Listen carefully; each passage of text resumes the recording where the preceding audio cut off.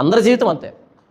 నాకు భయం అనిపిస్తుంది, ఏంటి ప్రభువా నీవు సుఖపెట్టావని సంతోషపడాలనా, లేకపోతే నేను నా ద్రాక్ష తోటకు చేసిన దానికంటే ఇంకేమి చేయగలను అనే మాట అనిపించుకోవాలన్నా? అంతే కదా. ఇప్పుడు అన్నాడు అనుకో, నీకు ఏం తక్కువ చేశానని అన్నాడు అనుకో, సమాధానం ఏముంటుంది? తలదించుకోవడమే. అలా కాకుండా కష్టపెట్టాడు అనుకో, అన్ని కష్టాలు నష్టాలు రోగాలు వ్యాధులు పెట్టాడు అనుకో, అక్కడే మర్యాద ఉంటావా? అక్కడ కూడా అదే కారు ద్రాక్షలు. నీకు ఇంత చేసిన బుద్ధి రాలేదు అన్నాడు అనుకో, మరలా తలదించుకోవడమే. సమస్య అర్థమవుతుందా మంది?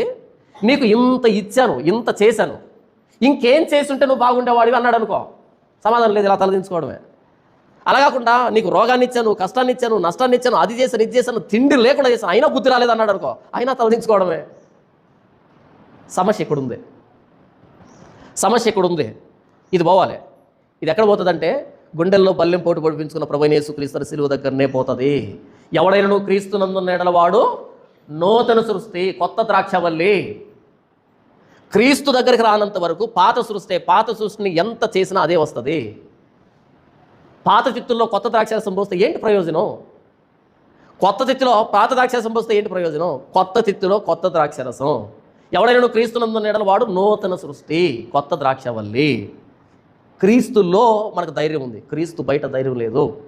చాలామంది మాట్లాడుతుంటారు, దేవుడు నాకు అది ఇచ్చాడు, ఇది ఇచ్చాడు, ఒకప్పుడు తినే పరిస్థితి లేదన్నా ఈరోజు ఎంత ఇచ్చాడో. ఆ రోజు చెప్పిన సాక్ష్యం అది, అబద్ధం ఏం కాదు, నిజమే. మరుసటి రోజు బాగానే ఉంటావా? పడిపోవడమే.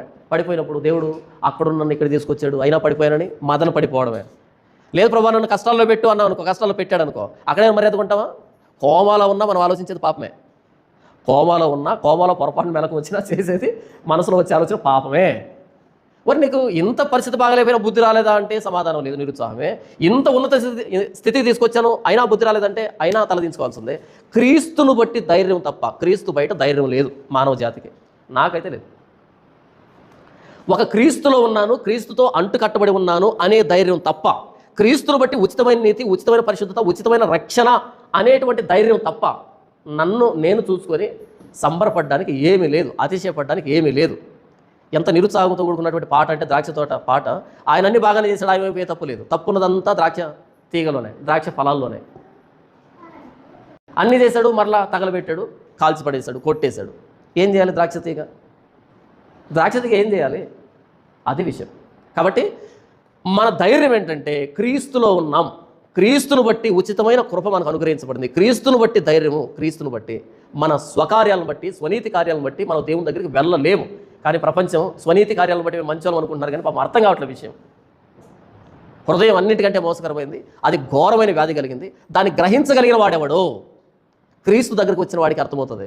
హృదయంలో నుంచి సర్వపాపాలు బయటికి వెళ్తాయని ప్రభువైన యేసుక్రీస్తు వారు చెప్పాడు. ఈ హృదయం మనలో ఉంది అంటే పాపపు ఊట ఇది వస్తూనే ఉంటుంది. అయితే కొంతమంది కవర్ చేసుకుంటారు, కొంతమంది కవర్ చేసుకోలేరు, అంతే. క్రీస్తును బట్టి, క్రీస్తు ప్రాణత్యాగాన్ని బట్టి ఉచితంగా నీతిమంతులుగా పరిశుద్ధులుగా చేయబడ్డాం.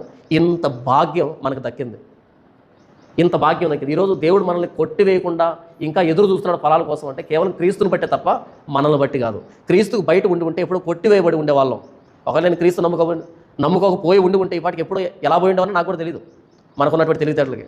అయితే క్రీస్తులో ఉన్నాను కాబట్టి ఇంకా దేవుడు మనల్ని సాగు చేస్తున్నాడు, ఇంకా మనల్ని కంచె వేసి కాపాడుతున్నాడు, ఇంకా ద్రాక్షల కోసం ఎదురు చూస్తున్నాడు క్రీస్తుని బట్టి. ఒకవేళ క్రీస్తు బయట ఉంటే ఎప్పుడో ఎలా పోయి ఉండేవాళ్ళమో తెలియదు. క్రీస్తు మన ధైర్యం, క్రీస్తు మన కంచె, క్రీస్తు మన కాపుదల, క్రీస్తే మన ధైర్యం, మన పునాది. మన స్వనీతి క్రియలు, మన సొంత పరిశుద్ధత సంబంధించిన కార్యక్రమాలు ఏవి కూడా మనం రక్షించలేవు. మా నీతి క్రియలన్నీ మురికి గుడ్డల వలె ఆయన అంటాడు ఏషియానే. మా నీతి క్రియలన్నీ మురికి గుడ్డల వలె ఆయన ఉచితమైన నీతి మనకు ఇవ్వబడితే తప్ప మన నీతి క్రియలు మనల్ని దేవుని ఎదుట ధైర్యంగా నిలవబడేటట్టుగా చేయవు. క్రీస్తు మన ధైర్యం. బయట వాళ్ళకి క్రీస్తు లేడు, మనకు క్రీస్తున్నాడు. ఉచితంగానే ఈ భాగ్యం మనకు దక్కింది క్రీస్తు ప్రాణత్యాగాన్ని బట్టి.